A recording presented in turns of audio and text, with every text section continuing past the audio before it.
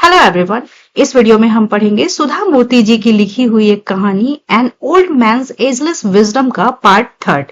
कल वाले सेशन में हमने ये स्टोरी यहाँ तक पढ़ी थी, I met an old man तक। अब यहाँ के आगे इस सेशन में कंटिन्यू करेंगे। आई से ओल्ड, मैंने बुजुर्ग कहा, जो कि उन्हें पिछले लाइन में कही थी कि next I met an old man, तो उसी के लिए लिख रही है कि मैंने बुजुर्ग कहा। बट लेकिन again it was virtually impossible. Impossible का मतलब होता है नामुमकिन, और वर्चुअली का मतलब है यहाँ पे वास्तव में, असल में।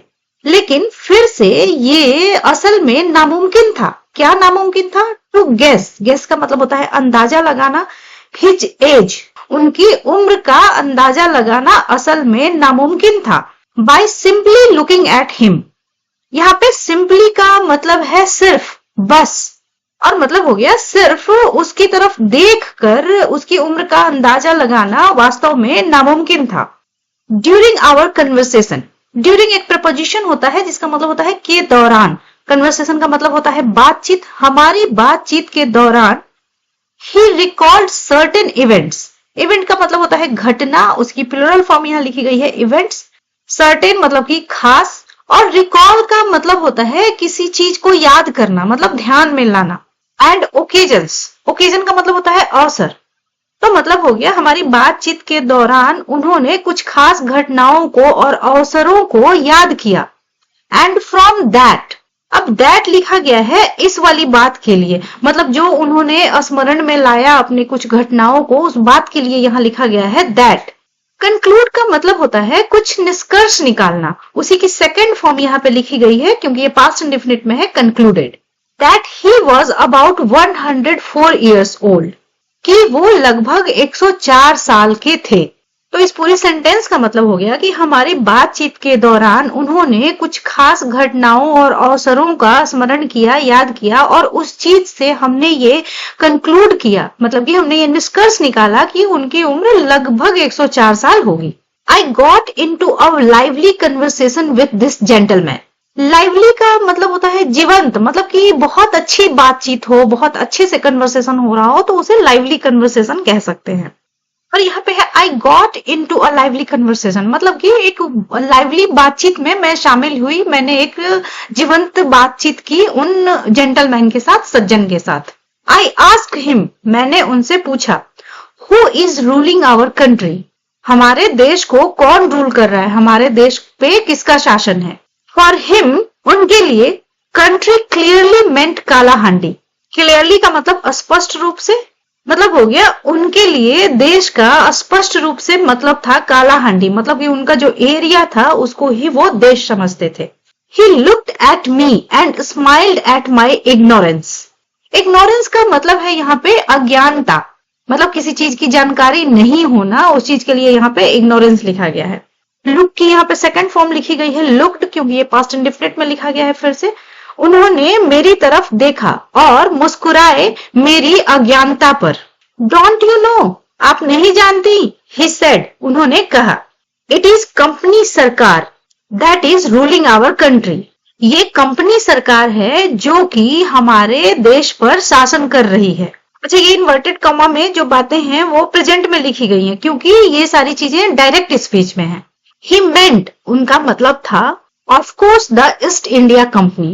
ये जो एक्सप्रेशन है ऑफ कोर्स, इसका मतलब होता है निश्चित रूप से, और मतलब हो गया वह निश्चित रूप से ईस्ट इंडिया कंपनी की बात कर रहे थे, मतलब उनका मतलब था ईस्ट इंडिया कंपनी से, और मतलब हो गया उनका मतलब था निश्चित रूप से ईस्ट इंडिया कंपनी। जो ये अभी ऊपर की लाइन में लिखी गई थी ना कि कंपनी सरकार की बात करी थी उन बुजुर्ग व्यक्ति ने। The old man was not aware that India had become independent. अच्छा, किसी बात से अवेयर होना मतलब कि उस बात की जानकारी होना, मतलब हो गया वो बुजुर्ग व्यक्ति को जानकारी नहीं थी कि इंडिया आजाद हो चुका था। यहाँ पे हैड के साथ वर्ब की थर्ड फॉर्म लिखी गई है बिकम, और ये लिखा गया है पास्ट परफेक्ट में, और इंडिपेंडेंट का मतलब होता है स्वतंत्र या आजाद। आई शोड हिम, शो का मतलब होता है दिखाना, सेकेंड फॉर्म लिखी गई है शोड, मैंने उन्हें दिखाया। सम इंडियन करेंसी, कुछ भारतीय note, and the emblem, emblem का मतलब होता है प्रतीक या चिन्ह, ऑफ अशोक चक्र, मतलब कि मैंने उन्हें कुछ भारतीय नोट दिखाए और अशोक चक्र का प्रतीक दिखाया। He was not impressed. Impressed का मतलब होता है प्रभावित, मतलब कि इन चीजों को देखकर वो प्रभावित नहीं थे. He said, उन्होंने कहा, This is just a piece of paper. ये सिर्फ एक कागज का टुकड़ा है. How can you look at it and tell who is ruling us? आप कैसे इसे देख सकती हैं और बता सकती हैं कि कौन हम पर शासन कर रहा है. It is गोरी वाली रानी who is ruling us. वो गोरी वाली रानी है जो हम पर शासन कर रही है. Nothing I said could convince him. Convince का मतलब होता है किसी बात का यकीन दिला देना, सहमत करा लेना, बात मनवा लेना. और ये जो एक्सप्रेशन यहाँ लिखा गया है, Nothing I said could convince him, मतलब कि मैंने जो भी कहा उसमें से कोई भी बात उन्हें कन्विंस नहीं कर सकी, यकीन नहीं दिला सकी.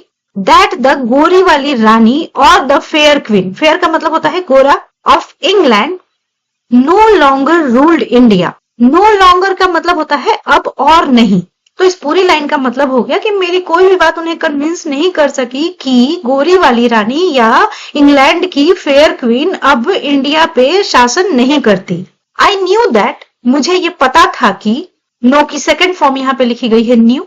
The barter system. अच्छा, बार्टर सिस्टम का मतलब होता है लेन देन वाला सिस्टम, मतलब कि ये ओल्ड टाइम्स में, पुराने समय में ट्रांजैक्शन का तरीका होता था. जब रुपए, पैसे, करेंसी वगैरह नहीं थे तो लोग अपना कोई सामान, जैसे कि किसी के पास चावल है तो उसने चावल देके दूसरे व्यक्ति से कुछ आलू वगैरह ले लिया. इस तरह से लोग आपस में ट्रांजैक्शन करते थे, व्यापार करते थे. उसी को कहते हैं बार्टर सिस्टम. तो मुझे पता था कि barter system was very important to tribal people. आदिवासी लोगों के लिए बहुत महत्वपूर्ण था बार्टर सिस्टम, ये मुझे पता था. So I asked him about that.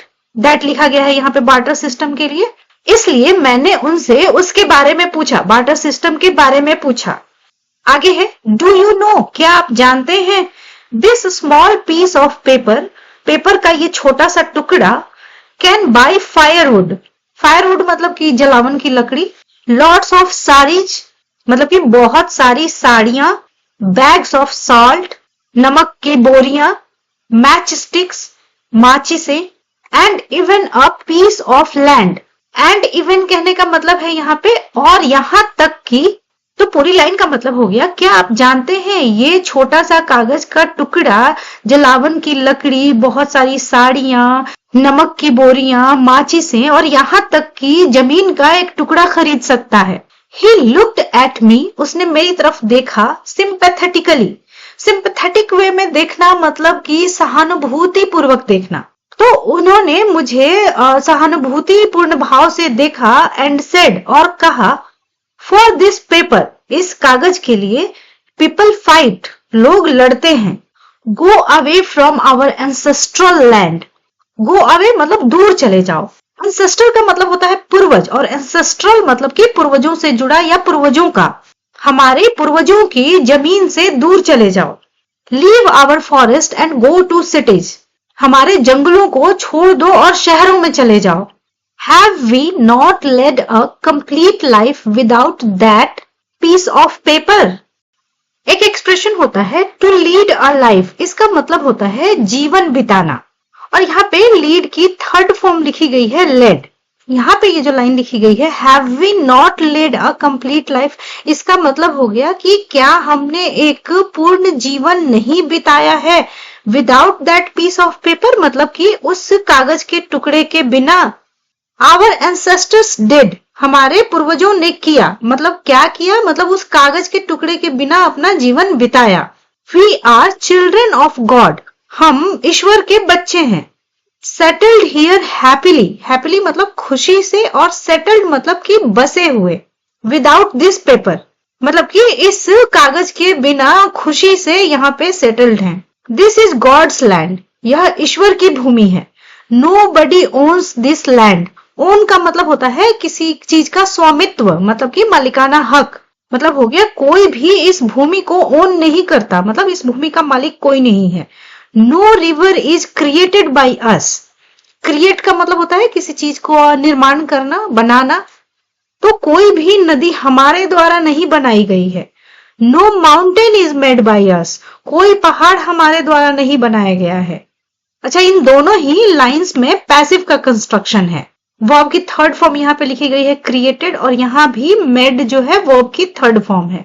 तो इज के साथ वर्ब की थर्ड फॉर्म आ गई, मतलब कि ये हो गया पैसिव का कंस्ट्रक्शन प्रेजेंट इंडेफिनिट का। The wind doesn't listen to us. Listen का मतलब होता है सुनना। अब लिसन टू समवन का मतलब होता है किसी की बात सुनना। यहाँ पे लिखा गया है कि हवा हमारी बात नहीं सुनती, हमारी बात नहीं मानती। The rain does not ask our permission. बारिश हमारी परमिशन के लिए नहीं पूछती। These are gifts of God. ये भगवान के उपहार हैं, मतलब कि ये जो हवा पानी जो भी है। हाउ वी कैन सेल और बाय लैंड। हम भूमि को, जमीन को कैसे बेच सकते हैं और खरीद सकते हैं। I do not understand. मैं नहीं समझता। When nothing is yours, जब कुछ भी तुम्हारा नहीं है, then how can you make such transactions? Transaction का मतलब होता है लेन देन, प्लूरल फॉर्म लिखी गई है ट्रांजैक्शंस। मतलब कि जब कुछ भी तुम्हारा नहीं है तब तुम कैसे ऐसे लेन देन कर सकते हो। This little paper of yours can turn our lives upside down. Turn upside down का मतलब होता है किसी चीज को उलट देना या पलट देना। तो मतलब हो गया ये तुम्हारा छोटा कागज हमारी जिंदगियों को उलट सकता है, पलट सकता है। I could find no words to answer him. उसका जवाब देने के लिए मैं कोई भी शब्द नहीं ढूंढ पा रही थी। मतलब कि ये जो बुजुर्ग ने सारी बातें कही उसका ये जवाब नहीं दे पा रही थी। Until that moment, इसका मतलब हो गया उस क्षण तक, उस समय तक। I had been convinced. यहाँ पे कन्विंस की थर्ड फॉर्म लिखी गई है। had been और वर्ब की थर्ड फॉर्म है, मतलब ये हो गया पास्ट परफेक्ट का पैसिव का construction. That I knew more than he did. इस पूरी लाइन का मतलब हो गया उस पल तक मुझे ये यकीन था कि मैं उससे ज्यादा जानती थी। We know about currency movements, मतलब कि करेंसी की गतिविधियां, political parties, about the difference between Bill Gates and bill Clinton.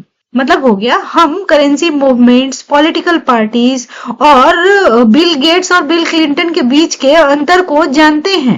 Here was a man, यहाँ एक व्यक्ति था, who knew nothing of these, जो इन चीजों के बारे में कुछ नहीं जानता था। येट, फिर भी, ही वॉज अवेयर ऑफ, वह अवेयर था या उसे पता था, डीपर, मोर इटर्नल ट्रूथ्स।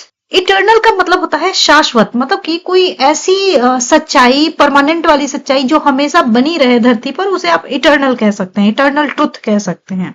मतलब हो गया कि यहाँ एक आदमी जो कि इन चीजों के बारे में कुछ नहीं जानता, इस करेंसी मूवमेंट, पॉलिटिकल पार्टी, लेकिन फिर भी वो जानता है गहरे और भी ज्यादा शाश्वत सच्चाइयों को।